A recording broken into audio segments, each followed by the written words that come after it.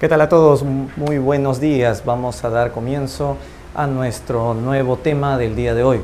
Tu profesor, quien te habla, Frank Samaniego, con gusto nuevamente para un nuevo capítulo del conocimiento de nuestra historia republicana del siglo XIX. El día de hoy vamos a continuar hablando sobre el tema anterior, que era la época del guano, pero hoy día vamos a entrar a una época bastante compleja, que fue ver la guerra que tuvimos con un país que se llama España. Y yo no estoy hablando de la independencia, no estoy hablando de esa guerra que tuvimos en Junín y Ayacucho, sino vamos a hablar de cómo una guerra que tuvimos 40 años después de que el Perú ya se había independizado. Eso se da en el contexto también del tema más grande, que es la prosperidad falaz. Vamos entonces con la clase. Antes de empezar la guerra en sí, vamos a hablar un poco sobre este cuadro que he preparado para poder comprender un poco qué entendemos por debates doctrinarios. Y es lo siguiente: se le llama debates doctrinarios a aquellas conversaciones y a aquellas posiciones políticas y sociales también que se dieron en el siglo XIX. Estas cosas también tienes que saber para el examen. Pero claro, no tuvimos el momento de hacerlo, ahora creo que es el momento que hay que aprovechar. Entonces, lo que pasa es que en esta época, como todavía no existen partidos políticos, se les llama más bien debates de doctrinas, más de posiciones políticas o ideologías claras. En el siglo XIX han habido tres importantes debates doctrinarios. Vamos a conocer cuál es el primero. El primer debate doctrinario va a ser entre la posición liberal y la posición conservadora. Algunos por ahí estarán recordando qué significa ser liberal y qué significa ser conservador. Ya en las entregas anteriores habíamos hablado de eso también, solamente para que tengas un par de ejemplos de cada uno para que refresques tu información. Un pensamiento liberal, por ejemplo, en lo político, es aquel que defiende la democracia, defiende la libertad de expresión, la libertad de votación, de elecciones, donde el Estado tiene que ser importante y el pueblo tiene que sufragar. La posición liberal entonces propone de que haya más libertad en todo aspecto, ¿no? A diferencia de la posición conservadora, que es un poco más cerrado, incluso en el tema político, un poco más autoritaria, en algunos aspectos culturales también, hay alguna cierta intolerancia a las minorías, ¿no? Y tienen acciones un poco más decididas, como por ejemplo permitir la pena de muerte, o si no permitir que se cierre el Congreso si fuera necesario, algo que la posición liberal jamás compartiría. Un poco para recordar eso, ¿no? Incluso en lo económico, el pensamiento liberal prefiere un modelo de mercado, ¿no?, de libre comercio, y el pensamiento conservador en lo económico más bien es cerrado, es proteccionista, ¿no? Consumir lo peruano y no tanto lo extranjero. Recordando un poco eso, ¿no?, que estuvimos viendo en las entregas anteriores. Bueno, si ya recordaste la noción básica de qué significa ser liberal, un pensamiento más abierto, y pensamiento conservador un poco más cerrado o hasta más autoritario, vamos a poder empezar a recordar el primer debate. Recientemente, cuando el Perú se independiza, el Perú va a tener un congreso, ¿no?, el primer congreso constituyente, ¿no? En este congreso se va a debatir qué es mejor. ¿Qué es mejor, que el Perú sea un país republicano unitario o un país republicano federal? Tú dirás, ¿qué diferencia hay entre ser una república unitaria y una república federal? Te lo pongo de esta manera. ¿Qué te gustaría más que sea el país? ¿Una república donde sea Lima, la capital, la que tenga más poder sobre las demás regiones, sobre los demás departamentos? Y que Lima sea la que siempre dé las órdenes, que haya, como se dice, una centralización de poder desde la capital al resto. ¿O por el contrario, preferirías que cada departamento tenga más independencia, que la capital no tenga tanto poder sobre las demás regiones y que cada provincia y departamento tenga poder, cierta autonomía con respecto a Lima? En otras palabras, que haya una descentralización de poder. ¿Qué proponen los liberales en ese aspecto? Los liberales lo que proponen es un federalismo. Un federalismo quiere decir que el Perú no necesita que haya una capital que la esté mandoneando o dando órdenes todo el tiempo, sino por el contrario, que cada departamento tenga bastante peso, bastante autonomía con respecto a la capital. Entonces el federalismo no es otra cosa que lo que conocemos como una descentralización, porque cuando se descentraliza el poder se evita abusos de poder desde la capital al resto. La descentralización es la propuesta liberal, mientras que la propuesta de los conservadores es lo mejor es que Lima sea la que tenga todo el poder con respecto al resto. Y esa posición se llama el unitarismo, que en palabras más simples se le conoce también como el centralismo o la centralización. Correcto.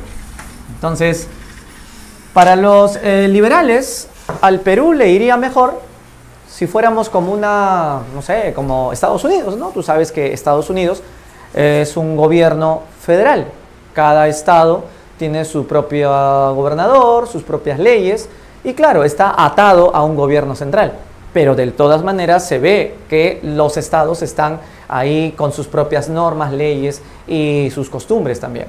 Esa es la mejor idea para el Perú, un federalismo. Mejor nos iría como país más centralizado, o por el contrario, sería mejor que siempre Lima esté dando órdenes y controle al resto del territorio.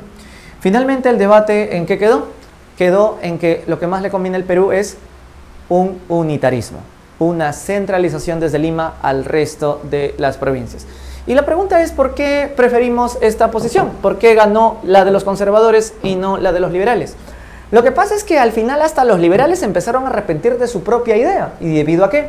A que se dieron cuenta de que es peligroso que el Perú se vuelva federal. ¿Y por qué? Porque si le das tanta autonomía a las regiones, ¿qué podría pasar a la larga? Si le das demasiada autonomía, simple, se podrían separar del país y estas regiones podrían soñar en ser países distintos.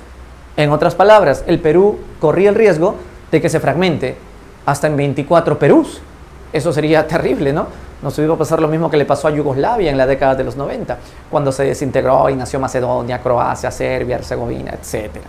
Entonces, para evitar eso, mejor sería que estemos una república unitaria, donde hay un poder central. Y claro, tú pensarás desde tu casa, profesor, pero ¿qué tanto así el Perú podría haberse fragmentado en varios pedazos o es una exageración de la época? La verdad que no era tanta exageración. Ya había pasado, mejor dicho, en el futuro esto se va a intentar hacer. Loreto, por ejemplo, fue un departamento que por el gobierno de Nicolás de Piérola, por allá por 1898, se intentó separar del Perú porque quería ser un país aparte, porque como ellos gozaban del desarrollo del caucho, ahí José Madueño fue el que lideró el intento separatista de Loreto. Pero bueno, no lo logró porque el gobierno de Piérola mandó las tropas para evitar eso. Entonces sí, pues es muy probable de que el Perú se fragmente, ya que somos por naturaleza un país muy fragmentado, tenemos muchas identidades regionales, ¿no? Y esto lo vamos a ver incluso en la guerra con Chile. Ustedes seguramente han escuchado hablar de que durante la guerra con Chile el Perú estaba más desunido que nunca, a diferencia de Chile, que eran un solo puño.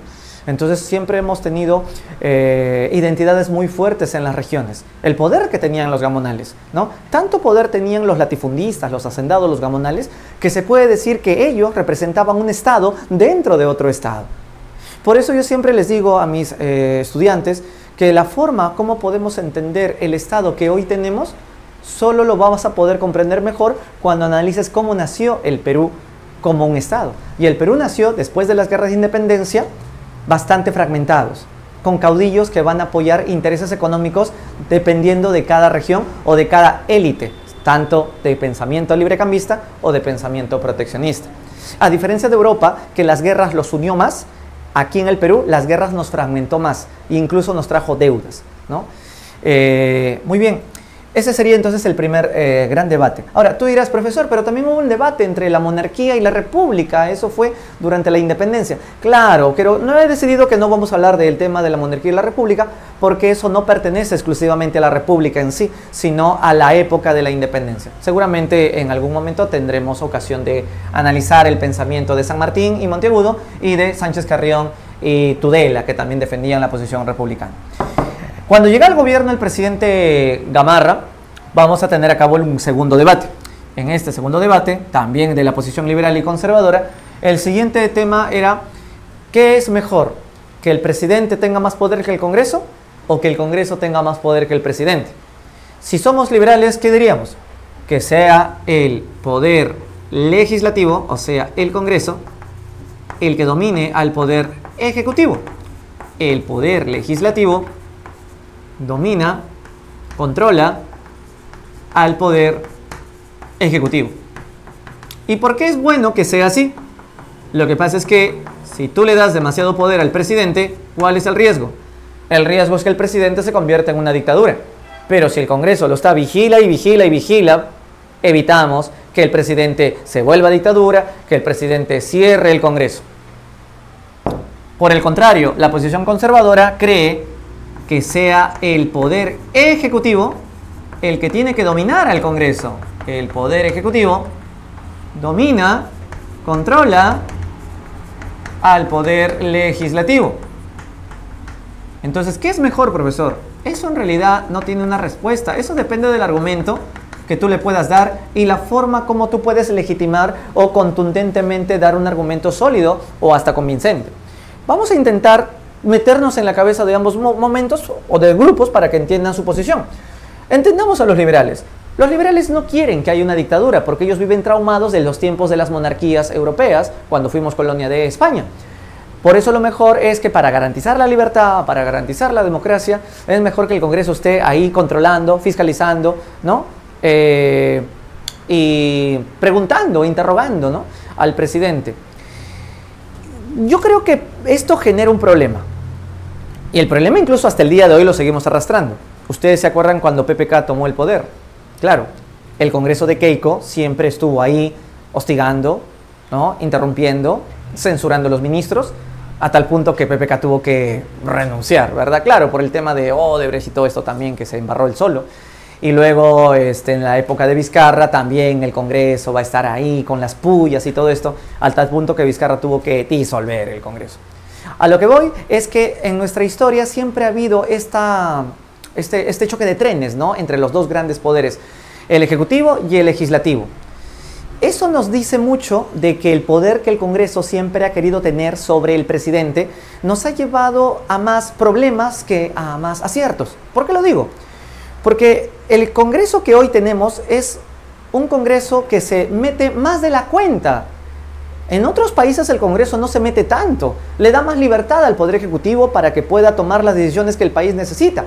Pero pareciera que el Congreso le tiene tanto miedo al presidente que puede hacer cosas que no debe de hacer, o que cometa graves errores, o que tenga leyes muy autoritarias, que el Congreso está ahí, dando incluso el voto de confianza, ¿no?, al Consejo de Ministros, algo que no se hace en otros países. Por eso, si te preguntas, ¿cómo se puede llamar este tipo de régimen político? Mira, cuando el presidente tiene más poder que el Congreso, ¿cómo le vamos a llamar a eso? Eso se llama presidencialismo. Por el contrario, cuando el Congreso tiene más poder que el presidente, a eso se le llama parlamentarismo. Lo que en el Perú tenemos es un presidencialismo o un parlamentarismo. Lo que tenemos en la actualidad es un presidencialismo parlamentarizado. ¿Qué quiere decir eso? Que si bien el poder ejecutivo sigue siendo el poder más importante, sí hay un poder legislativo que de alguna u otra manera no le deja mucho campo de acción en tomar decisiones al gobierno. Entonces, algunos, incluso profesores que he tenido yo en la universidad, me comentan de que el presidencialismo siempre es mejor que el parlamentarismo para que confiemos en que el presidente pueda tomar buenas decisiones. Entonces es importante saberlo, porque si no conoces la historia de la época, no entenderás el régimen político que hoy día también mantenemos, ¿no? Ahora, vamos a conocer la justificación de cada posición. Ya lo dije un poco, ¿no? Para los liberales está bien que el Congreso domine al Ejecutivo, para evitar abusos de poder. Y eso garantiza la democracia, la paz y la libertad.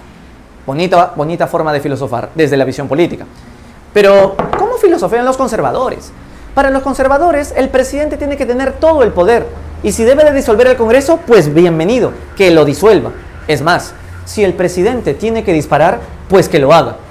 Porque a veces es necesario violar algunos derechos, en este caso derechos humanos, para garantizar la libertad y la democracia más adelante. Esa es una posición bastante conservadora. Es decir, los conservadores, llamados también los autoritarios, consideran de que cuando el gobierno tiene mano fuerte, se garantiza el orden, el respeto y la paz social.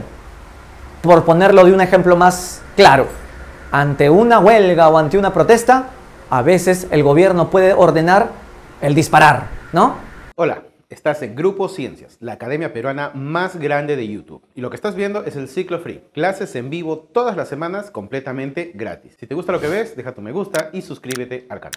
Y si te estás preparando para Uni o para San Marcos, tenemos ciclos especializados que te encantarán. Solo envíanos un mensaje para más información. Y seguramente estás ahorita estás acordándote de una presidenta muy conocida, ¿no?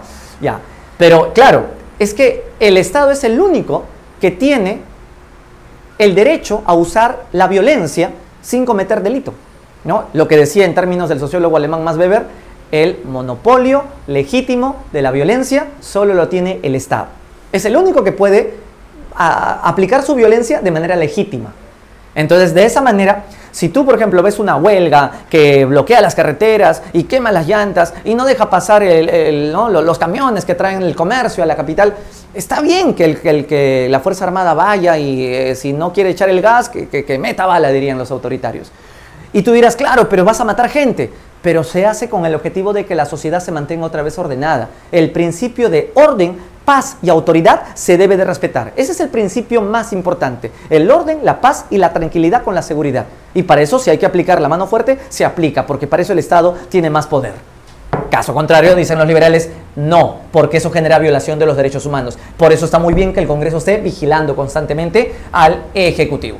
Yo no sé para qué posición tú estarías más inclinado, eso lo dejo a tu criterio. ¿Qué famosos liberales en esa época existían? Bueno, seguramente habrás escuchado hablar de Francisco Javier de Luna Pizarro, el que fue el primer presidente del Congreso de la República. Él era de una posición liberal. Luis José de Orbegoso, que fue presidente del Perú, él también era de una posición liberal, ¿no? Manuel Pérez de Tudela también era una oposición liberal. Y los conservadores de la época, seguramente has escuchado hablar de Agustín Gamarra, sí, conservador en todo aspecto, fue presidente del Perú 2 veces. Benito Lasso también era conservador, luego se volvió liberal, eso más adelante. También se puede jugar, ¿no? Uno puede cambiar su posición política, su identidad. Felipe Pardo de Aliaga, ¿recuerdas a Pardo de Aliaga, que era bien racista con la cara de Andrés de Santa Cruz, el de la Confederación Perú-Boliviana, ¿no? Rufino Echenique también, que va a ser conservador. En fin, va a haber varios representantes de esta posición. Bien, ese es el segundo debate. ¿Y qué pasa ya para el año 40, por la época de la prosperidad falaz, justo cuando entramos ya al contexto del guano, ¿no?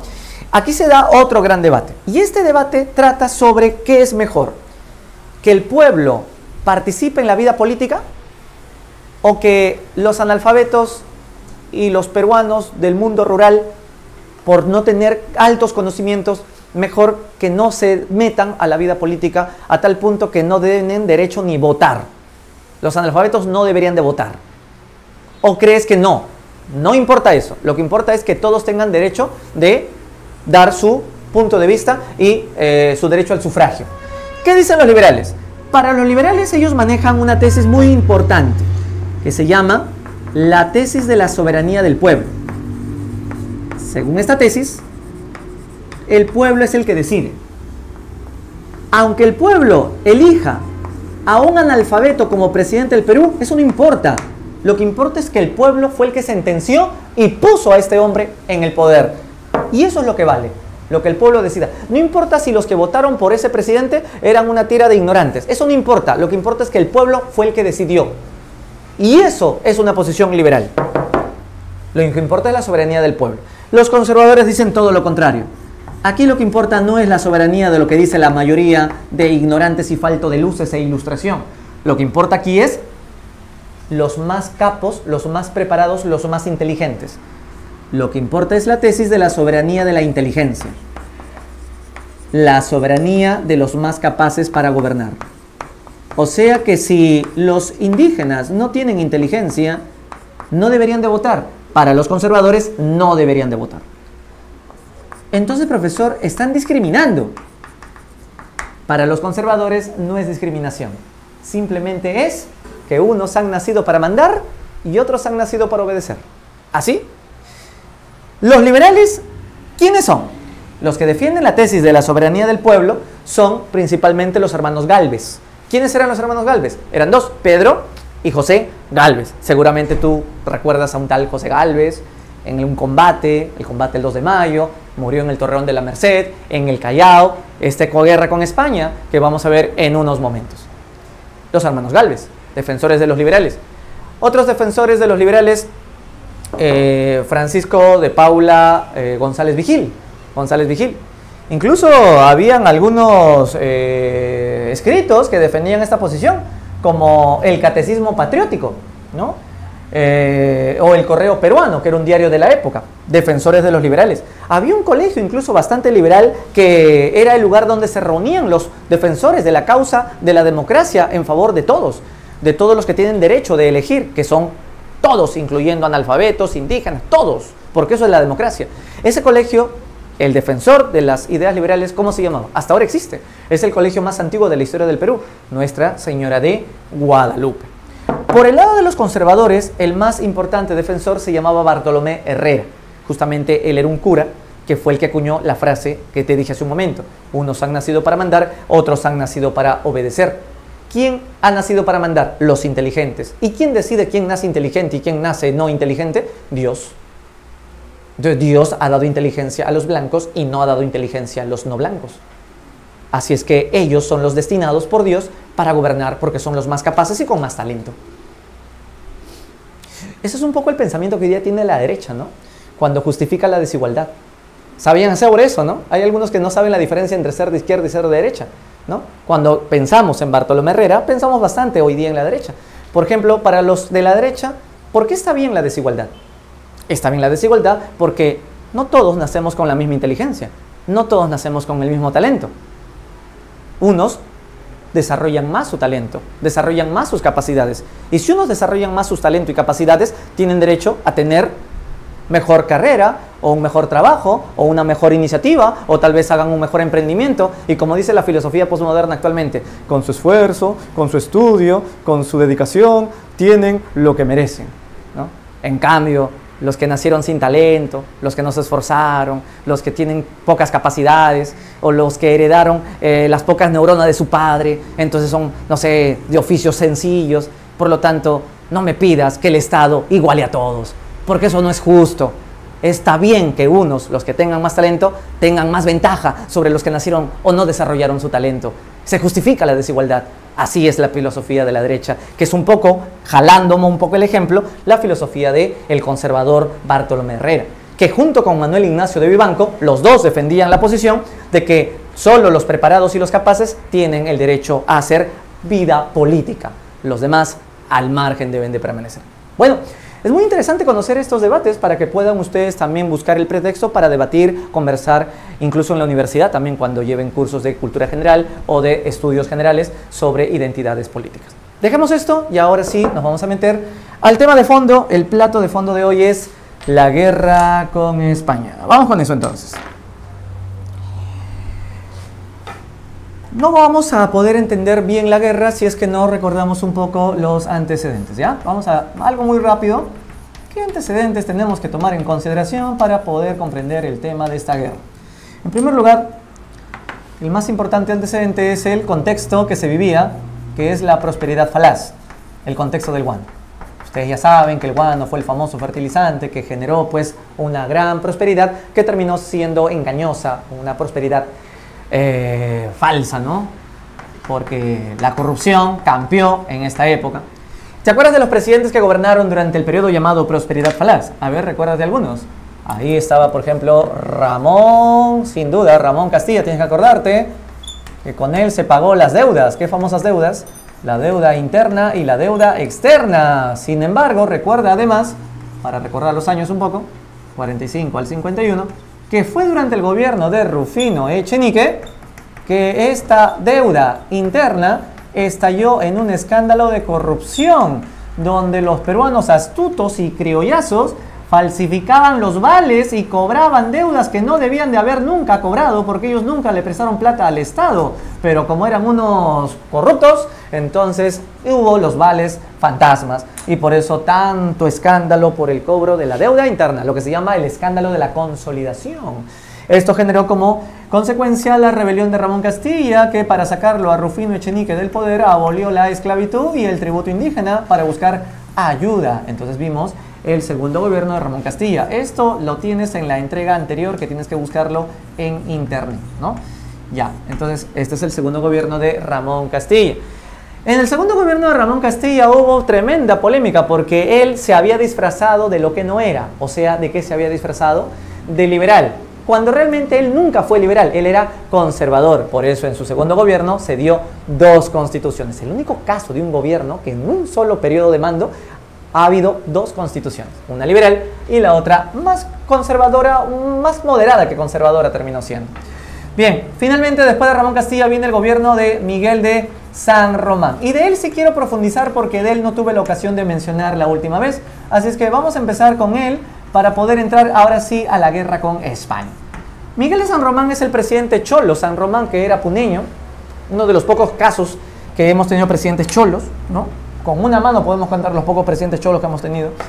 Lamentablemente es poco conocido porque se murió al año de gobierno de una penosa enfermedad renal, lo cual fue bastante triste porque de él se esperaba un buen gobierno después de tanta corrupción que dejó los 30 años de prosperidad falaz. Antes que se muera, San Román pudo hacer algunas cosas, obras importantes. La más destacada fue crear el sistema métrico decimal de pesas y medidas. Eso significa de que las cosas ahora se van a medir de acuerdo al sistema decimal. Metros, kilómetros, centímetros, milímetros. Profesor, ¿y antes cómo se medían las cosas? Ah, con las medidas antiguas. Por ejemplo, esta pizarra antiguamente se medía por palmas. Una palma, 2 palmas, ¿no? O un pie, así como los egipcios. Un pie, 2 pies, un codo, ¿no? Una braza, un estadio. Un estadio mide 194.4 metros, ¿no? Etcétera. Pero lo que hace San Román es crear el moderno sistema métrico decimal. No solamente para medir, sino también para pesar las cosas. Bien, pero también creó una nueva moneda. La nueva moneda que establece fue la moneda El Sol. La nueva moneda El Sol. No vayas a pensar que es el sol que tú tienes hoy día. El sol que tú tienes hoy día es de tu presidente Alberto Yuki Fujimori, ¿no? Es el nuevo sol, aunque ya no se llama nuevo sol porque ya tiene más de 18 años, ya tiene DNI. Pero esto estoy hablando de la antigua moneda Sol. La nueva moneda Sol, que va a ser 2 tipos, sol de oro y sol de plata. Y esto da como motivo a que a esto se le conozca también como el sistema bimetalista. Sistema bimetalista. ¿Correcto? Bien, lamento decirte que después de haber hecho esto, se murió. ¿Hasta ahí nomás duró? Hasta ahí nomás duró el presidente San Román. Murió en su finca de Chorrillos. Ahora, cuando muere, normalmente, ¿qué es lo que debe de pasar? Debe de reemplazarlo el primer, ¿qué?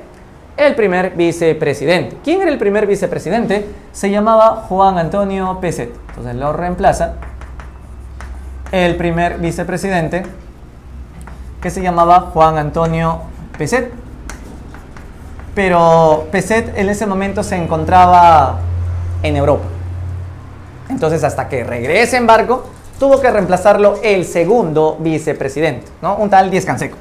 Bueno, entonces llega Pezet, y cuando asume el poder, Juan Antonio Pezet, va a empezar los problemas con España. Durante el gobierno del vicepresidente Pezet se va a iniciar ya los problemas con España. Y ahora sí, podemos entrar a conocer las causas de la guerra con España. Entonces ponemos acá causas de la guerra. ¿Por qué España quiere venir al Perú si el Perú ya era libre? El Perú selló su independencia en los campos de Junín y Ayacucho en 1824 por don Simón Bolívar. Lo que pasa es que si tú recuerdas la capitulación de Ayacucho, tenía una cláusula que decía que el Perú iba a pagar a España una deuda de independencia. Esa deuda estaba en varios millones de soles que le debíamos de pagar a la península, a la corona. Si no le pagábamos, España no nos reconocía totalmente la independencia, solamente nos estaba reconociendo parcialmente, o sea, el 50% nos reconoció la independencia en la capitulación de Ayacucho. Pero el Perú iba a pagar su deuda, ¿no? El problema es que como siempre somos así, nos olvidamos. Y entonces nos olvidamos de pagar la deuda y 40 años más tarde España viene y nos reclama la deuda. Pero en realidad no es que vienen a hacernos la vida imposible por la deuda, sino porque nos quieren quitar, ¿qué crees? El yuan. Y de pasadita nos quieren volver otra vez colonia. ¿Quién es la reina de España de esa época que es ambiciosa y busca volvernos a tener como su colonia? Se llamaba la reina Isabel II. La joven reina Isabel II tenía el deseo de recuperar sus antiguas posesiones coloniales. Entonces ponemos causas de la guerra. Una, la ambición de la reina Isabel II de volvernos nuevamente una colonia para recuperar sus antiguas posesiones coloniales. Pero, profesor, si nos volvían otra vez colonia, ¿ya no había oro? No, pues ya no había oro, pero había guano. Cambiaron el oro por el excremento. Bueno, así es la ambición de las potencias europeas. Ambición de la reina Isabel II para nuevamente volvernos colonia, para recuperar sus posesiones antiguas de ultramar.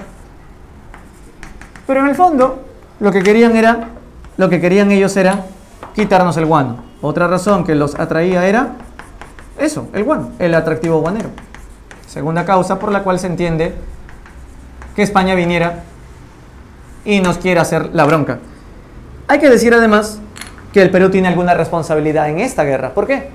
Porque el Perú tenía que haber pagado su deuda y no había cancelado los millones de pesos que la capitulación de Ayacucho habíamos prometido que íbamos a pagar. Entonces hay que decir además las cosas como son. La razón también por la cual hubo guerra es que el Perú cometió el error de olvidarse en pagar la deuda de independencia. Perú no había pagado sus arrugas, ¿no? La deuda de la independencia. La deuda de independencia. Ahora tú dirás, profesor, pero ¿solo por eso es que España tiene ganas de hacernos la guerra? ¿No hay un contexto macro para poder entender mejor lo que pasaba en Europa en ese entonces? Bueno, claro que lo hay. Recuerda que en esta época ya algunos países europeos tenían revolución industrial. Y no solamente tenían industrias, sino también estaban ambicionando expandirse por algunas colonias de otros continentes, ¿no? Lo que sería luego el imperialismo, ¿no? Sobre todo el imperialismo británico. Entonces España quería recuperar ese prestigio que en antaño habían tenido, más aún en el siglo XVI, cuando España fue potencia mundial gracias al oro del Perú. Pero en el siglo XIX España ya no pinta nada pues en la escena europea. En el siglo XIX la potencia es Inglaterra, sin duda, o Gran Bretaña, como quieras llamarlo. Entonces, España estaba debilitada, incluso, y te dejo de tarea para que investigues, estaba debilitada porque España había dejado una guerra, había tenido una guerra que se llama las guerras carlistas. Ya, las guerras carlistas fue entre el hermano de Fernando VII y la hija de Fernando VII, que era justamente Isabel, por el tema de la ley sálica. La ley sálica es el derecho a que las mujeres no deben de gobernar. Al final, la flaquita Isabel se salió con la suya y sí gobernó España. Bueno, esas son las guerras carlistas. Toda guerra genera resentimiento en la economía. España estaba resentida económicamente. Entonces, buscó la posibilidad de invadir nuevamente América para volver a recuperar el poderío económico que estaba perdiendo. Ellos incluso tenían el objetivo de invadir Marruecos, sí, y lo hicieron. Incluso ya España, antes de venir acá a fastidiar, habían invadido la isla de Santo Domingo. Incluso España había apoyado a Francia, a Napoleón III, para invadir México. Para los que no saben sobre eso, pónganse a investigar un poco de historia universal para que se den cuenta del contexto, de que hay muchos países que estaban buscando recuperar sus antiguas posesiones coloniales, ¿no? Y esto por una herencia de la antigua Santa Alianza, por si acaso también hay que decirlo. Bueno, entonces se da pues la guerra, pero antes de que explote todo, España tampoco va a pensar de que va a venir de frente a decirnos: pues hombre, Perú, me gusta tu guano y por eso te hago la guerra. No, tampoco va a ser tan así, ¿no? Porque si no todo el mundo la censuraría, le harían bullying. Oye, ¿cómo vas a hacer esto? España se tiene que sentir como la víctima, que Perú tiene que ser el malo, España es el bueno. Eso se llaman pretextos de guerra. Entonces, España va a buscar pretextos para justificar su llegada. ¿Y cuáles fueron esos pretextos? Vamos a ver aquí. Punto 3. Los pretextos que usó España para venir a invadirnos. Y el pretexto número 1 fue la llamada Expedición Científica Española. La Expedición Científica Española. Era costumbre que los países europeos hagan estudios científicos a sus antiguas colonias o a otros países incluso ¿Para qué? Para investigar cómo es la flora de esos otros países, las cosas exóticas, la flora, la fauna, ¿no? Y entonces España anuncia su deseo de venir a Perú para investigar nuestra flora, nuestra fauna, nuestras riquezas, nuestra geografía. Y entonces le pide permiso al gobierno peruano para que permita que unos barcos españoles vengan aquí a investigar. Y el Perú dijo que bueno, solamente su intención es venir a estudiarnos científicamente, no creo que sea peligroso, que vengan entonces. La expedición científica entonces venía lleno de zoólogos, botánicos, biólogos, antropólogos, historiadores, expedición científica. Ya, y tú dirás, pero entonces eso no tiene nada de peligroso. En el fondo lo que buscaba la expedición científica era venir a ver cuánto guano tenía el Perú. O sea, bajo el pretexto de vamos a estudiar las riquezas del Perú, de pasadita vamos a estudiar cuánto guano tiene el Perú, cuando nos los encaletemos ya sabemos cuánta plata podremos reunir, ¿no? La pretensión de la reina Isabel era reunir más o menos que con la venta del guano que nos van a robar unos 30 millones de pesos para comprarse Gibraltar. Y tú dirás, ¿qué cosa es Gibraltar? Es un territorio que está entre África con España, que lo querían recuperar los españoles del poder de los ingleses. En todo caso lo querían comprar y creían que lo iban a poder adquirir con el dinero que iban a obtener de la explotación de nuestro guano. O sea, todo tiene un contexto internacional para entender el por qué España viene a fastidiar. Y la expedición científica es todo un pretexto porque esos biólogos, botánicos, zoólogos, antropólogos, historiadores, también venían con comandos de la escuadra española que vienen a ver cómo van a ser las operaciones de desembarque y de ocupación de nuestro territorio. Ahora, ¿quién era el almirante que estaba al mando de la expedición científica, de la disque expedición científica española? Porque de científica no tenía mucho. Se llamaba Luis Hernández Pinzón. Luis Hernández Pinzón. Y seguro te suena, profesor, ese Pinzón, ese apellido me suena.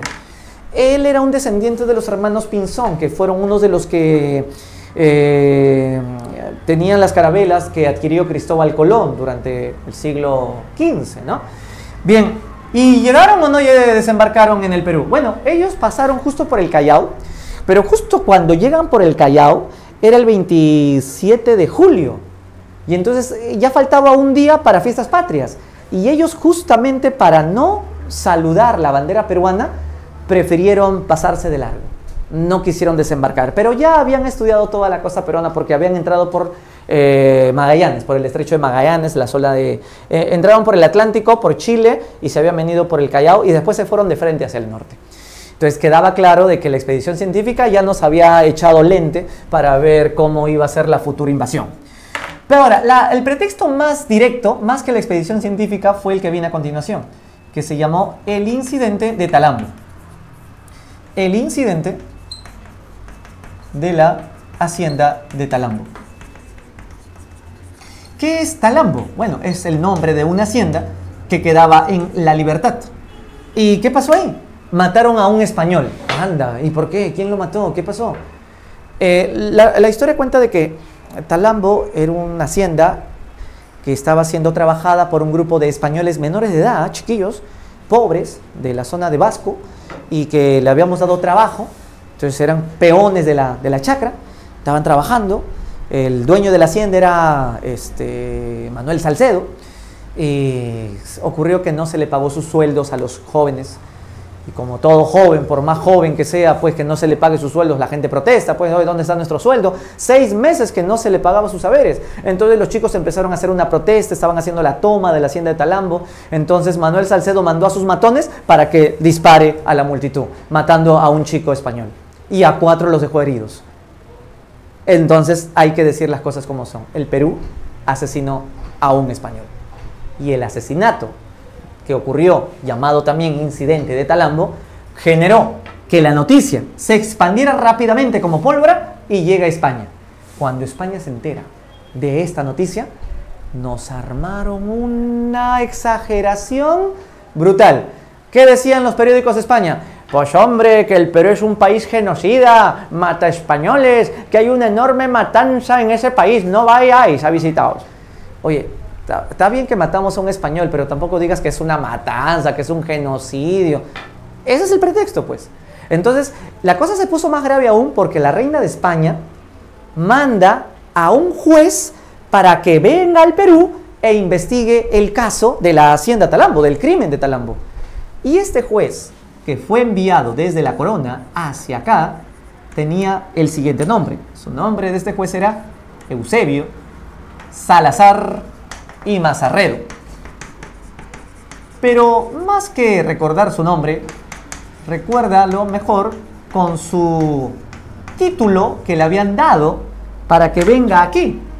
Él venía investido con el título de un plenipotenciario más conocido como el comisario regio. Ahora, tú dirás, profesor, ¿qué se entiende por comisario regio? Los comisarios regios solamente pueden viajar a colonias de España. Ajá. Entonces, ¿qué nos está queriendo decir España? Que los comisarios regios solamente pueden viajar a colonias de España. Ajá, claro, lo que ya te diste cuenta. Nos está queriendo decir que Perú sigue siendo colonia de España. Chistoso, ¿no?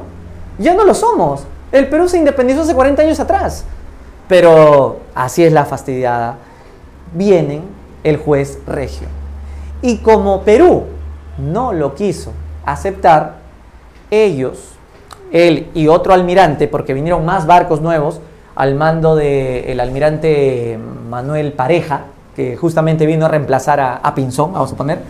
El nuevo almirante que vino a reemplazar a Pinzón se llamaba Manuel Pareja. Entonces, junto con el comisario regio, al ver que el Perú no les dio ni siquiera la bienvenida, se vengaron apoderándose de las Islas Chincha. Entonces, esto es algo muy importante porque es en esa coyuntura que España, los españoles, ocuparon, con sus barcos por supuesto, las Islas Chincha. Y tú dirás, pero ¿y por qué justo esas islas? Porque hay guano, pues. Sí, profesor, pero no es la única isla donde hay guano. Lo que pasa es que la isla Chincha era la isla donde estaba el guano más rico, el mejor, el de mayor calidad, el más apropiado para la exportación. Incluso clavaron su bandera española ahí en la isla. Con eso queda confirmadazo qué es lo que quiere España. ¿Cuáles son sus verdaderas pretensiones? ¿Para qué han venido aquí? Para quitarnos el guano, el fertilizante. Una pregunta, ¿quién era presidente del Perú en ese momento? Ya lo sabes, ¿no? Juan Antonio Pezet, el vicepresidente. Es ahí que ocurrió la fregada. Desde las Islas Chincha, Manuel Pareja y el comisario regio nos lanzan la amenaza. Y habrían dicho más o menos lo siguiente: escuchad, pueblo del Perú, os saluda el comisario regio para deciros lo siguiente. Ustedes han asesinado a un compatriota español. Esto es una afrenta que solo se paga con la vindicta y la venganza con sangre. Por eso, en nombre de su majestad la reina católica Isabel II, exigimos las siguientes condiciones al gobierno del Perú. Primero, tenéis que pagar la deuda de independencia que os debéis. 2. Tenéis que pagar una indemnización económica de 3 millones de pesos a los parientes del chibolo asesinado. 3. Tenéis que aceptar al comisario regio para que investigue el crimen de Talambo. 4. Tenéis que disparaos 21 cañonazos delante del pabellón español en calidad de perdón y pidiéndole disculpas a vuestra bandera. Si no lo hacéis, vamos a principiar bombardeando el puerto del Callao y dejándolo convertido en cenizas, seguidamente ocupando el territorio peruano, porque este territorio es una simple factoría de la corona española. Así es que ya sabéis, tenéis 24 horas para cumplir vuestras exigencias. ¡Viva su majestad la reina católica! ¡Muere el Perú! O bien payasos, ¿no? Para amenazar de esa manera.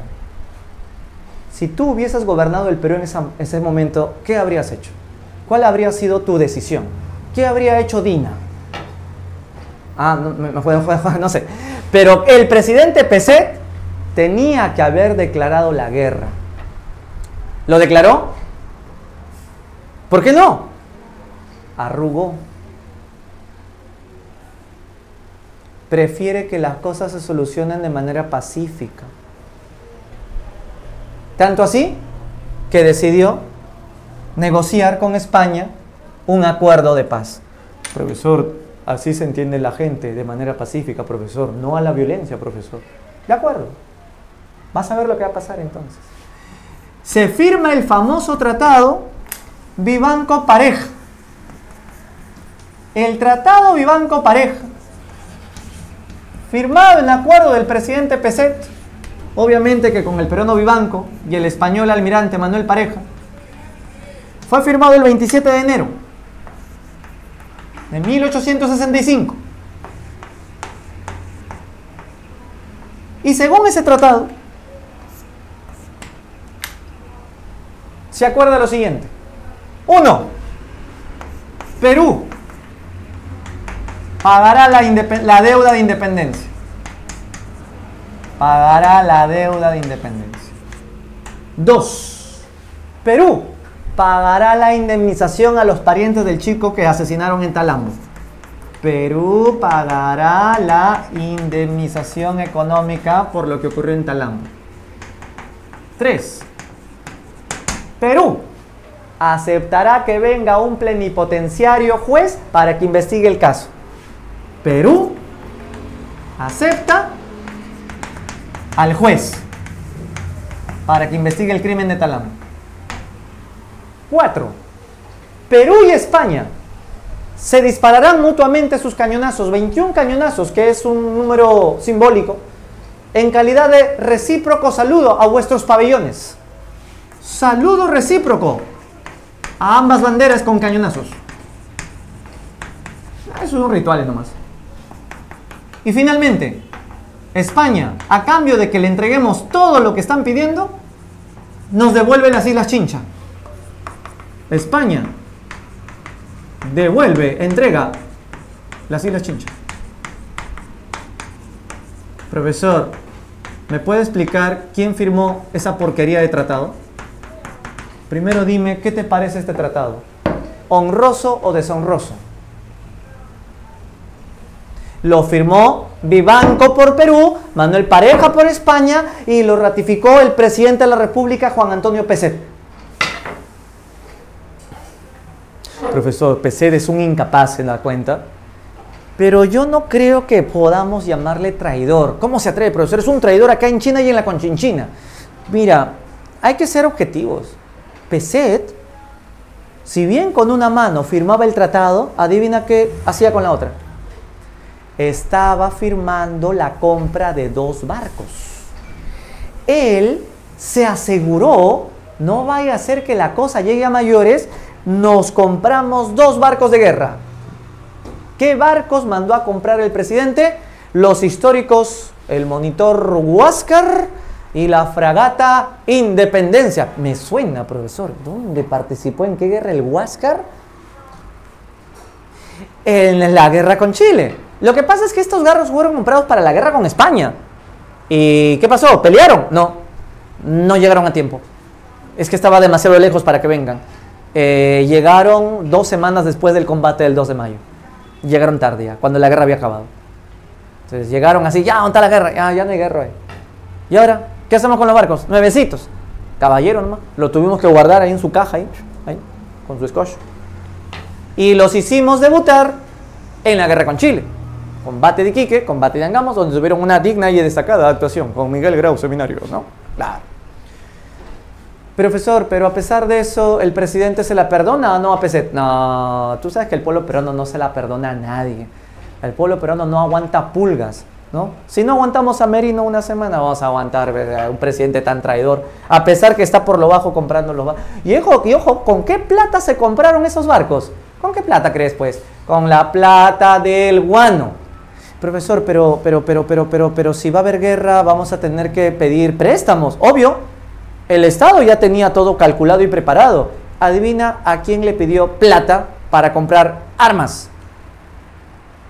¿A Inglaterra? A Estados Unidos. ¿Y por qué Estados Unidos? ¿Cómo que por qué? Estados Unidos es nuestro papi. Recuerda la doctrina Monroe, América para los americanos. Cualquier país europeo que venga a meter cizaña en cualquier país latinoamericano, ¿qué país nos tiene que proteger? Estados Unidos. Por eso dijimosle, Estados Unidos, véndenos tus armas. Y Estados Unidos dijo, no quiero. Solo te puedo vender un poquito de carbón y comida. Pero, Estados Unidos, ¿sabes por qué no quiso ayudarnos? Porque estaban más preocupados en una guerra que entre ellos estaban haciéndose. ¿Cuál será esa guerra, profesor, que se estaban peleando? Se estaba peleando Estados Unidos ¿contra quién crees? Fácil, contra Estados Unidos. La famosa guerra de secesión norteamericana, donde estaba Abraham Lincoln, el famoso abolicionista, ¿no? Contra los esclavistas. Ya, entonces por eso es que la guerra de secesión estuvo la distrajo tanto a los gringos que no tuvieron tiempo ni siquiera de ayudarnos, ni menos de apoyarnos, ¿no? Ya después, al último, nos apoyaron en alguna forma. Entonces, el Perú, ¿a quién crees que también le pidió plata para financiar la guerra? A los consignatarios. Pero, profe, los consignatarios son los corruptos del guano. A eso fue. Si ellos tenían más plata que el Estado. ¡Hala! Y prestaron. Claro, los consignatarios prestaron su dinero al Estado para que compremos los barcos.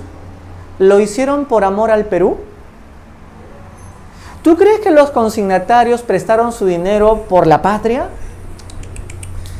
Cuando uno solo le gusta la plata, ¿en qué piensa? Piensa en cuánto vas a ganar con el préstamo. Adivina lo que los consignatarios le dijeron al Estado. Te presto plata, Estado, para que te prepares con armas para en caso la guerra explote. Pero con una condición, que me des 10 años más de licencia para explotar el guano. Entonces, no era amor al chancho, sino a los chicharrones. Además, ponte a pensar, si España nos gana esta guerra, España nos quitaba el guano y los consignatarios se quedaban sin negocio. ¿Te das cuenta por qué prestaron? Profesor, entonces al final, ¿qué pasó? La gente salió a las calles. Marcha, profesor, vamos a la marcha. O sea, fueron a protestar. ¿Qué decían? Fuera Pezet, golpe a Pezet. La gente quiere golpe, golpe. ¿Qué más decían? Guerra, guerra. La gente quiere guerra, claro, porque no hay internet, no hay PlayStation, paran aburrido en casa. La gente quiere divertirse. La guerra. Y entonces pasó lo que tenía que pasar. ¿Qué pasó? Golpe de Estado a Pezet. ¿Golpe de Estado? Sí. ¿Quién le hizo el golpe? El golpe lo hizo en Arequipa el coronel Ejército Peruano Mariano Ignacio Prado. Estalla la revolución de Arequipa. Al mando, repito, del coronel Mariano Ignacio Prado. Profesor, ¿y desde Arequipa se vino hasta Lima, Prado? Obvio, hasta Palacio para sacarlo a patadas a Pezet. ¿Qué crees que hizo Pezet? Ordenó que el ejército lo proteja. Prado tuvo que quemar con querosene la puerta de Palacio para poder entrar con el cañonazo. Entraron y Pezet se escondía detrás del cuarto, del otro cuarto, debajo de la cama, de la otra cama. Cuarto por cuarto tuvieron que ir ocupando el palacio para que Pezet se rinda. Qué terco era Pezet. Golpe del coronel Mariano Ignacio Prado. Y entonces, Prado ya en el poder, ¿qué es lo primero que hizo? Primero, creó un nuevo Consejo de Ministros. Un nuevo Consejo de Ministros. Y este Consejo de Ministros es un lujo de ministros. ¿Por qué lo dice, profesor? Porque tenía gente muy digna de respetar, no como los de ahora, ¿no? Que nadie los respeta. Los ministros de la época. ¿Quién fue el ministro más famoso de todo el Consejo de Ministros? El ministro de Guerra. A ver, profe, diga cómo se llamaba el ministro de Guerra, a ver si es digno de alabanza. José Gálvez. ¿Te acuerdas quién te dije que era José Gálvez?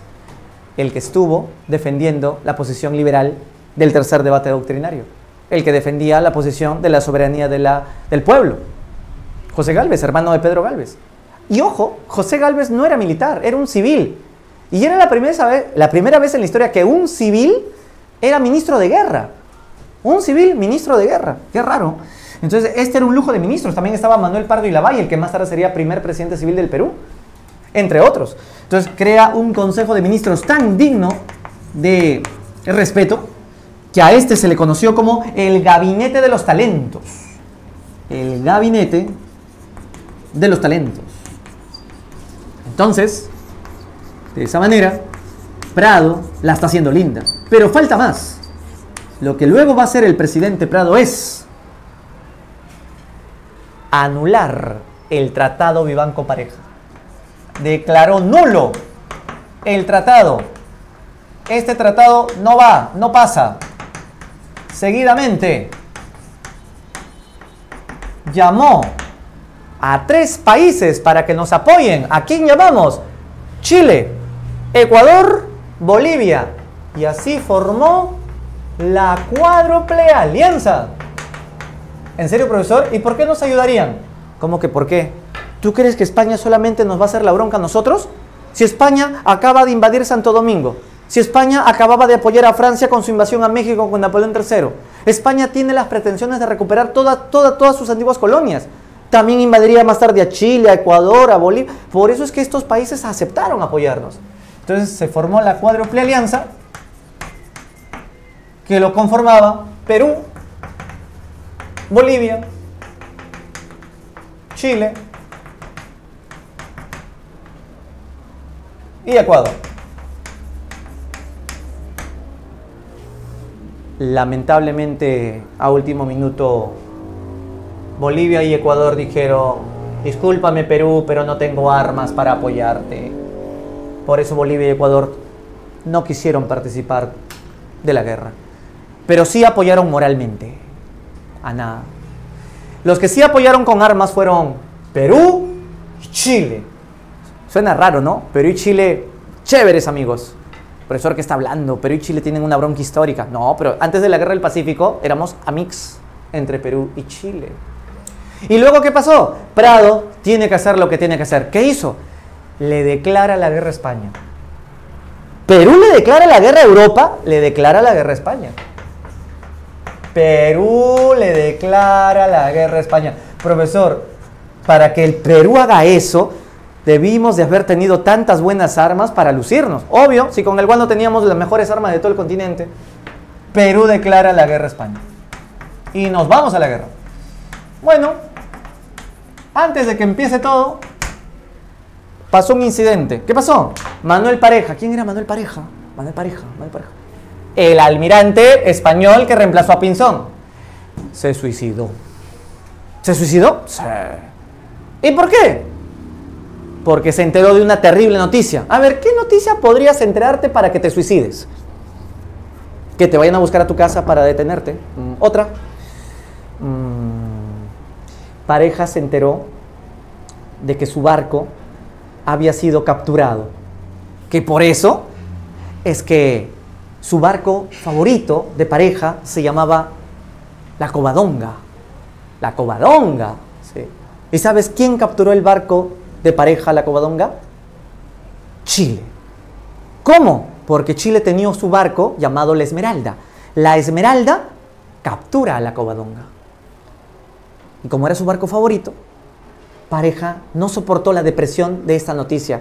Pues hombre, en mi vida jamás voy a perdonar que un país tan miserable como Chile haya capturado mi mejor barquito de España, coño. Y encima va un cónsul norteamericano a avisarle la mala noticia. Señor Manuel Pareja, soy cónsul norteamericano. Querría decirle que su barco ha sido capturado por barco Esmeralda de Chile. Sí, ya lo sé, gringo, ya lo sé. Señor Manuel Pareja, también para decirle que es posible que otro de su barco también haya sido capturado. Muchas gracias por... Chao. Pareja estaba en su pequeño botecito. Estaba ahí deprimido. No sabía qué hacer. Sacó su cajete de cigarro. Iba de proa a popa. De popa a proa. Sacó su otro cigarro. Toda la cajetilla. Se metió a su cabina de mando. En ese momento se escuchó una explosión. La tripulación, ¿qué ha pasado? ¡Explotó la cabina! Pareja se había matado con una bomba. Kamikaze se creía. Y había dejado una carta de despedida. ¿Qué decía la carta? Pareja decía en su carta de despedida: amigos de España, Me suicido por dignidad. Solo les pido algo. Lleven mi cuerpo a España a darle cristiana sepultura. Por favor, no me vayan a arrojar al mar de Chile, porque eso sería una indignidad hasta mi propia muerte. Es mi última voluntad, señores. Pues no, que es la última voluntad de pareja. Nos vamos a España a dejar su cadáver. No, que cómo va a decir España, está muy lejos, estamos en plena bronca, ahorita nos capturan. ¿Qué hacemos? ¿Qué hacemos? Hay que tirarlo al mar, ¿no? ¿Cómo vas a tirarlo al mar? Este es el mar de Chile. Pero pues, así nunca se va a enterar. No, pero es su última voluntad, ¿qué hacemos? ¿Qué hacemos? Subir a España, no la hacemos. Ya sé, él dice que no quiere que su cuerpo sea aventado en aguas chilenas. Ya pues fácil. Vamos con nuestro barco pasando las aguas que ya no son chilenas, o sea, vámonos al fondo, pasando todas las millas posibles, y donde encontremos aguas internacionales, ahí lo aventamos. Ya está bien. Entonces se fueron al fondo, 3, 2, 1, y así se deshicieron del cuerpo de Manuel Pareja. ¿Quién fue el nuevo almirante que lo reemplazó? Nuevo almirante español. Su nombre fue Casto Méndez Núñez. Profe, es Castro. No, Casto. El hombre era Casto. ¿Ya? Méndez Núñez. Méndez Núñez. Bien. Ahora, como Chile estaba hundiendo barcos, Casto Méndez Núñez le dijo a Chile: oye, Chile, me has hundido los barcos de pareja. Te pido que me des comida y carbón para quedar bien por lo que has hecho. ¿Y Chile qué hizo? ¿Qué ha dicho, po? Que nosotros te vamos a dar carbón y víveres. ¿Y si no quiero qué? Si no quieres, vas a tener muchos problemas con nosotros, España. Así que Chile, no, la guerra no es con ustedes, Chile, es solo con el Perú. ¿Sabes qué? España, Perú es mi brother, así es que te declaro la guerra. Chile le declara la guerra a España. Uy, ahí la cosa ya se puso oficial. Perú y Chile juntos contra España. Ahora sí, se nos viene la guerra con todo. Punto 6, lo que tanto estás esperando. La guerra. ¿No? Más de uno quiere sangre ahorita. Sangre, profe, cuente la sangre, ¿cómo fue? Ya, vamos a hacerlo algo sencillo nomás. Primero, combate de Aptao. El primer combate fue en Chile. Había un puerto en Chile llamado Aptao. Profe, ¿pero en qué parte de Chile queda el Aptao? Vamos a hacer un pequeño mapa, un chiquito nomás, mira. A ver, vamos a hacer así. ¿Cómo es esa cosa? ¿Te ubicas, no? Te ubicas. Este es A ver, mira, para que te ubiques mejor. Este sería el Callao. Este sería el Callao. Ya, este sería Valparaíso. Este sería Valparaíso. Y Aptao está más al sur. Ya, ahí está, Aptao. Ok. Estamos en el año 1866, ¿no? Por febrero. Entonces, estos son los barcos chilenos. Solo para que te imagines cómo fue la cosa. Estos son los barcos peruanos. Ya. Barcos peruanos. Y estos son los barcos españoles. Son los barcos españoles. Empieza la guerra. ¿Nuestra ventaja cuál era? Que ese día amaneció neblina. Neblina, no se veían los barcos. Entonces, los barcos chilenos, al mando de Williams Rebolledo, junto con los barcos peruanos, disparaban fuego.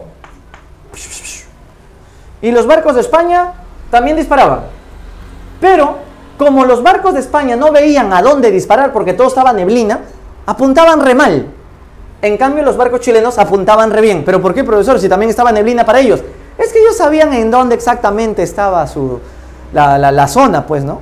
Además, había otra ventaja que teníamos. En esta parte hay un montón de islas. Islotes. Si tú has visto un mapa de Chile, en esta parte hay un montón de islitas. Y los barcos españoles, por acercarse más hacia nosotros, se estrellaban con las islas, porque la neblina no les permitía ver. Y con eso más ventaja teníamos nosotros. Los barcos se averiaron solitos de España. Entonces, ganó Perú y Chile. La victoria peruano-chilena. Profesor, ¿qué famoso peruano estuvo en ese día en el combate? Miguel Grau. Miguel Grau, claro. ¿Y quién era el mejor amigo de Grau y era chileno que peleó junto ese día? Arturo Prat. Arturo Prat, el que sería el gran enemigo en la Guerra del Pacífico. Victoria peruano-chilena. El problema fue que los españoles se quedaron tan picones por la forma como se destruyeron solos, estrellándose con las islas, que día después le dijeron a los chilenos, pues nada, Chile, mira mis averías que has causado. Te exijo que con tu dinero reparéis mis averías. ¿Qué dijo Chile? No te reparo nada, ¿qué va a pasar? Ah, no te reparáis nada. Pues te vamos a bombardear el puerto de Valparaíso. No, no te atreverás. ¿A que no? ¿A que no? Ah, pues que vas a ver. España bombardeó el puerto de Valparaíso. ¿Por qué Chile estaba tan segura que no iban a bombardear Valparaíso? Lo que pasa es que cuando se dio el combate de Aptao, hay barcos que no te he puesto. Habían barcos ingleses, barcos norteamericanos, barcos holandeses. Profesor, ¿pero qué hacen esos barcos ingleses, norteamericanos? Son barcos neutrales. ¿Y para qué sirven? Ellos solamente se van a meter en caso que la guerra se ponga tan sabrosa que necesitamos a alguien que nos separe, ¿no? Así como cuando tú en el colegio viste una bronca con tus compañeros en el pampón del colegio a la vuelta y siempre hay un matón que se pone ahí y lo separa al final, ya, algo así. Para eso serían los barcos neutrales. Y entonces, como Valparaíso estaba resguardada por estos barcos neutrales, la población de Valparaíso estaba convencida de que España jamás bombardearía. ¿Pero qué creen que pasó? Los barcos neutrales, misteriosamente esa mañana, se fueron. No me preguntes por qué. Se fueron.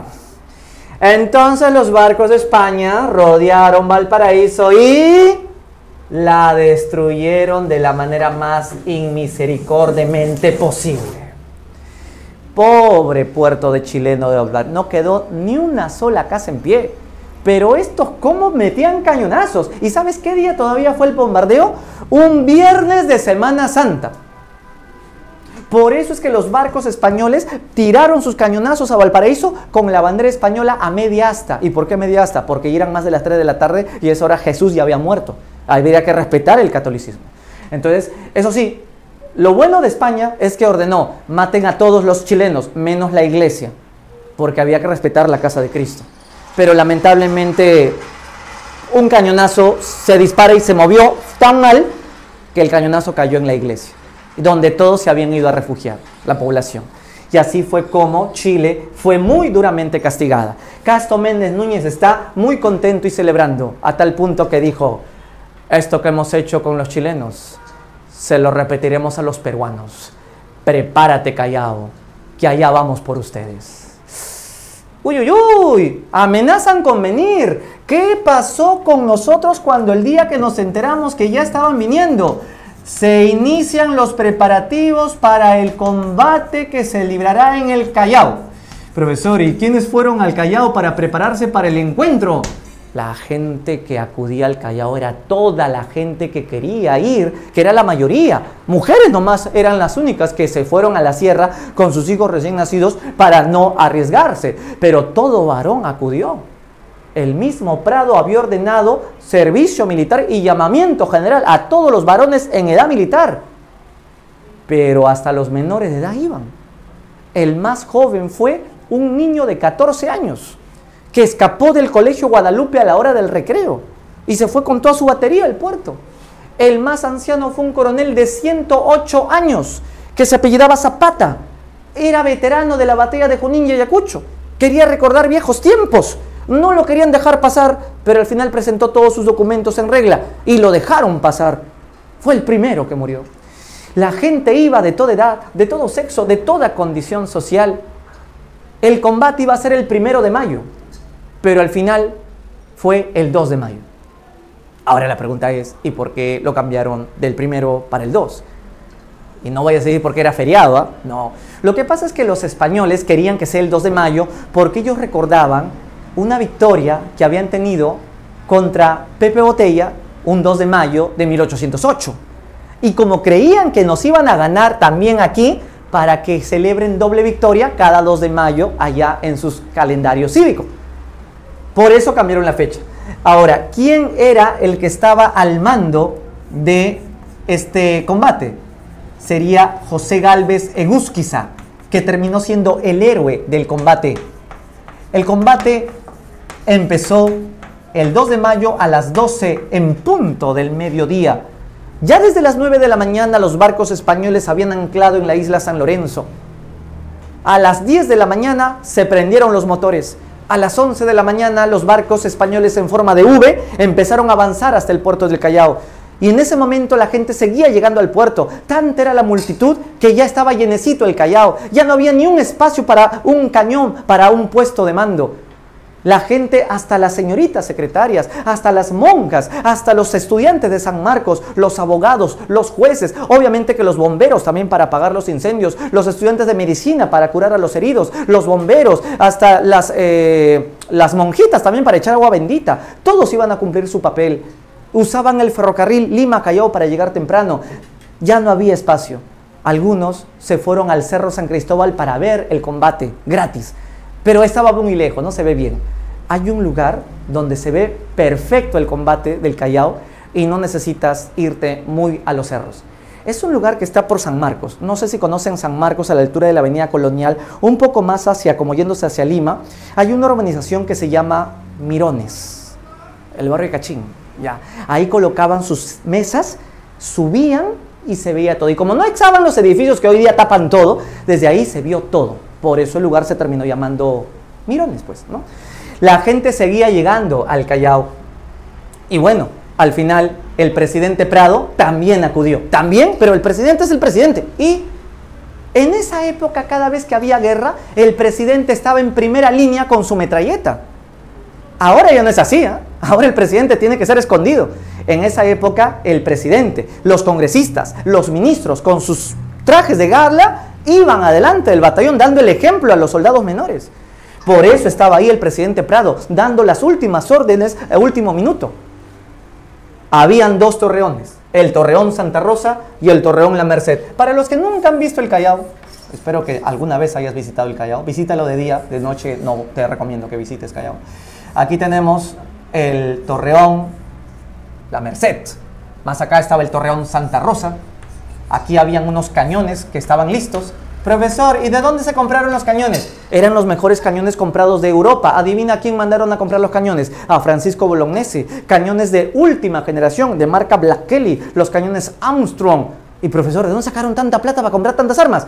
Ya sabes de dónde, pues, préstamos a los consignatarios, todo salía del guano, deuda por acá, deuda por allá. La cosa es que si perdíamos este combate, fuimos. Vamos a ser colonia de España por cuántos siglos más. En esta batalla o combate se definía, ahora sí, la verdadera independencia. Bien, entonces la gente estaba ahí lista para iniciar. José Gálvez estaba aquí. Acá estaban los barcos de España. El barco que estaba al mando de Casto Méndez Núñez era el barco Numancia. Y cuando ya estaban listos para atacar, la orden nuestra era que España ataque primero, para luego responder y justificar nuestra respuesta. Es en ese momento que Casto Méndez Núñez lanza su cañonazo bajo el grito: en nombre de su majestad la reina católica Isabel II, rompan fuego. Y así es como se inicia el combate, que le rozó la torre de la Merced a José Gálvez. No hicimos nada tras el primer cañonazo, nos quedamos mudos. Entonces España lanza el segundo cañonazo. Y ahí sí, José Gálvez ordenó que la bandera peruana quede izada en el Torreón de la Merced. Y Gálvez ordena el primer cañonazo bajo el grito: allá te devuelvo tu tratado Vivanco Pareja, ¡viva el Perú! ¡Fuego! Y empezó la cañoneada, bomba por acá, bomba por allá. El combate empezó a las 2 en punto y terminó a las 5 de la tarde. Y la gente seguía llegando, ya no había más espacio. Hasta los presos pidieron salir de su cárcel un ratito para ir al combate, bajo el juramento que, terminado, regresarían ordenadamente a sus rejas. ¿Qué crees que hizo el presidente Prado? Ordenó que todas las rejas se abrieran y los presos fueron al combate y, terminado, regresaron ordenadamente a su prisión. ¿Ves? Esos eran delincuentes. Cuando eran más o menos las 2, las 3 de la tarde, ya el combate se había generalizado. Pero antes de eso, una mala noticia. Fue a los 55 minutos de iniciado el combate que una granada española llegó al torreón de mando y cayó donde estaba el ministro de Guerra, José Gálvez, y lo hizo carbón. lo hizo ceniza, voló. ¿Sabes quién había estado 5 minutos antes conversando con él? Ricardo Palma. Pero ese día Ricardo Palma tenía la misión de mensajero de llevar mensajes de un torreón a otro. Y por una diferencia de 5 minutos, Palma no pasó a la historia en ese instante. Gálvez sí. Seguíamos disparando. Nuestros cañones eran muy buenos. El problema de nuestros cañones era que era demasiado potente. Profesor, pero si es demasiado potente es mejor. No, no es bueno. Porque si es demasiado potente, el ruido que hacía te dejaba sin tímpanos. Además, un cañonazo era tan estruendoso que los costales de cemento de 100 kilos que sostenía la base del cañón rebotaba medio metro cada costal de cemento. O sea, el que lo disparaba volaba 3 metros, ¿no? Y además se demoraban como 1 minuto en volver a recargar el siguiente cañonazo. Pero a pesar de eso, logramos ganar. A las 5 de la tarde, los barcos españoles se regresaron a la isla San Lorenzo. Con lo cual nos estaban diciendo que ya no querían seguir combatiendo. Entonces se fueron a la isla, ¿para qué? Para enterrar a sus heridos, a sus muertos. Y de esa manera fue que el Perú había logrado una victoria. A las 5 de la tarde ya todo había terminado. Victoria peruana. Qué bueno, profesor, ganamos. Resultado, victoria peruana. Profesor, ¿y se firmó algún tratado de paz después de esto? Sí, pero un poquito tarde, se firmó 12 años después, que se llamó el Acta de París. Esto fue en el año 1879, en agosto. Y con esto España prometió que nunca más volverá a pretender quitarnos ni el guano, ni menos hacernos colonia. Así es que, señores, ante tantas derrotas que nuestra historia a veces ha tenido, y tantas corrupciones y tantas desgracias, a veces es bonito llenar nuestra autoestima con una victoria como esta. Ahora, no quiero ser mala leche, ni mal agüero, ni fregar la clase, pero es mi misión, fregar a todos. Si tú viajas un día a España y tú le sacas la lengua a los españoles diciéndole, les ganamos el 2 de mayo, ellos te van a decir que eso es mentira, que los profesores de historia paramos estafando a los postulantes porque el Perú no ganó ningún combate el 2 de mayo. ¿Cómo que no, profesor? Usted está diciendo que los barcos españoles se fueron. Es que para los españoles ganaron ellos. ¿Pero por qué? Porque lo que quería España era solo bombardear el Callao. Según la versión española, ellos no querían hacernos virreinato, ellos no querían volvernos colonia. Ellos solamente vinieron por el tema de la hacienda Talambo, y como Chile se había puesto sabrosa, bombardearon el puerto de Valparaíso, y también querían repetir lo mismo en el Callao, y hasta las 5 de la tarde el Callao quedó bombardeado, y luego de eso España dijo, ya los bombardeamos, nos vamos a España. Pero nosotros creemos que como se fueron, es porque el Perú había ganado. En todo caso, ya, para que ninguno de los dos llore, empate, ¿ya? Fue empate. Ahora, si te vas a España, no te sorprendas si encuentras que existe una calle llamada Callao. En España existe una calle llamada Callao, lo cual es bastante curioso, ¿no? Lo cual confirma de que ellos lo ven como una victoria, pues porque si fuera una derrota no pondrían una calle Callao allá en España, ¿no?